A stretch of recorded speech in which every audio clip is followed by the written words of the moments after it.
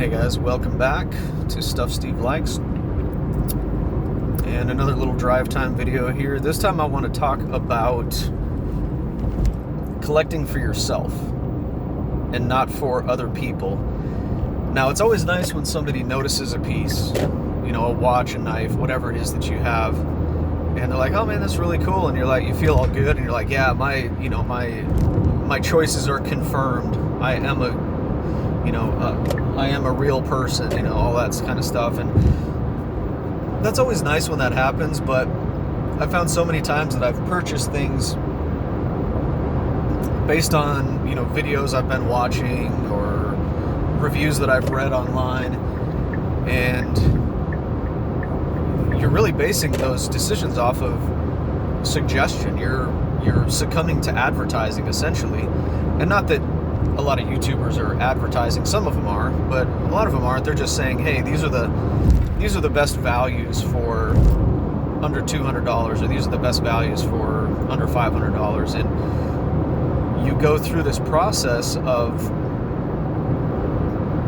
buying these pieces. That's how it was with my Seiko Turtle, and I really did like that watch, but I almost felt pressure. I was like, I have to have a Seiko diver in my collection. All these people are telling me that I have to have a Seiko diver in my collection, or no collection is complete without a Seiko diver. You have to either have an SKX or a Turtle or Samurai or Sumo, whatever these kind of crazy names that they give these watches. It's like you have to have it. That's your collection is incomplete without it. And so you're like, dang, I better get a Seiko diver, and you get it, and it's nice, but what I really have always wanted is a Doxa diver, because Doxa was was one of the first. They were not that Seiko wasn't, but Doxa was a true innovator in dive watches, like actual professional dive watches back in the 60s and 70s. And I thought to myself, well, it's kind of like a Doxa. It kind of is the same shape and all that. And this person is telling me that I have to have it in my collection. So you end up buying for other people. Well, what I should have done is just saved my money and bought the Doxa, because I should have been collecting for myself and for my own preferences. And same thing with my knife collection. Like, I was on this Spyderco kick, and I had all these Spydercos, and they were great knives, but again, I felt like I was collecting for somebody else.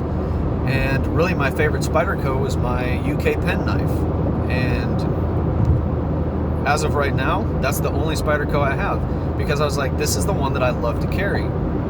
It doesn't lock, it's not heavy duty, it's not made out of a super steel, but it has the perfect thickness, it has the perfect pocket clip, it has the perfect blade shape for what I need. And I just got to a point where I said, this is the one that I like, this is the one I'm going to keep. And so I sold off all my other Spydercos. And that can go with anything. You could buy a car, you could buy a house that you think is going to impress other people, or you think you need to have, so that you can show other people that you're successful, or that you make great choices, or whatever the case is. But I found that every time I've done that in life, I've always been a little disappointed, and not even with the product, just with myself, knowing that, hey, you know what, I kind of gave in, and instead of buying what I really wanted, I gave in and took somebody else's advice, and kind of that power of suggestion overcame me, and I ended up buying a bunch of stuff that I appreciated, that I liked, but I didn't love, and it wasn't really my choice. So I would say this: collect for yourself. Don't get wrapped up in the in all of these reviews and all that, and they're fun to watch. I love watching YouTube reviews on EDC gear, on knives, on music gear, all that stuff, but at the end of the day, it's really about your preferences, and it's really about what you want. And so through all this rambling, I hope you understand what I'm saying.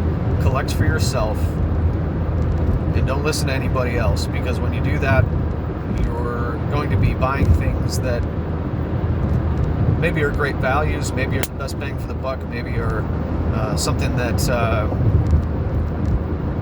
99 out of 100 people would be happy with, but maybe you're the person that likes something a little bit different from the crowd, and embrace that. Embrace your EDC, your knife, your watch, your wallet, all that stuff is stuff that you can really express yourself with on a personal basis. And whether somebody else appreciates it or not, it doesn't matter, because in the end, it's what's in your pocket, it's what's on your wrist, and you're the one that really needs to enjoy it, and you're the one that needs to live with your choices.